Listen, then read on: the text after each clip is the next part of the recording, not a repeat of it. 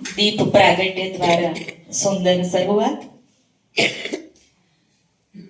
પુષ્પગુચ્છ અને શામળિયાની પ્રતિમાથી મહેમાનશ્રીઓનું સન્માન અને સ્વાગત કરીએ. સમારંભના મુખ્ય મહેમાન શ્રી માનનીય કૌશલ્ય કુંવરબાના સ્વાગત.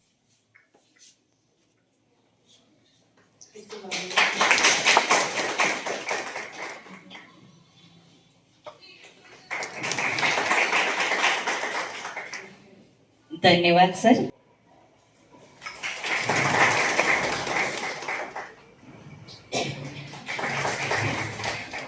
ધન્યવાદ સાહેબ. અમારી સંભાળનારો ભેટ સ્વીકારવા બદલ આપનો આભાર, ખૂબ ખૂબ આભાર. સામળિયાના ભારત હવે યુવા દેશ બનવા તરફ જઈ રહ્યો છે, બની ગયો છે. એવી શક્તિ અહીંયા બિરાજમાન હોય, એમાં ભારતીયનો જયઘોષ કરવાનો હોય.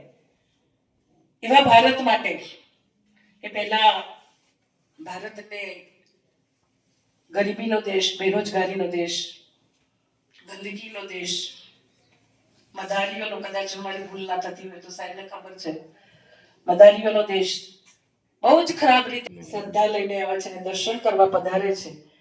એવી પાવન ભૂમિ શામળિયાના અધામમાં આર્ટ્સ કોલેજની અંદર આત્મનિર્ભર ભારત અને સ્વદેશી જાગરણ એ અંતર્ગત યોજાયેલ સેમિનારમાં આપણી સૌની વચ્ચે ઉપસ્થિત આ શાળાના આમ તો કહેવાય કે સંકુલના ભામાશા કહી શકાય.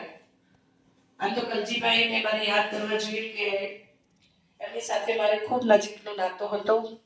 હું એમને ખૂબ સન્માનની નજરે અને સન્માનની દ્રષ્ટિથી એમને એમની સાથે વાતો પણ કરતી હતી.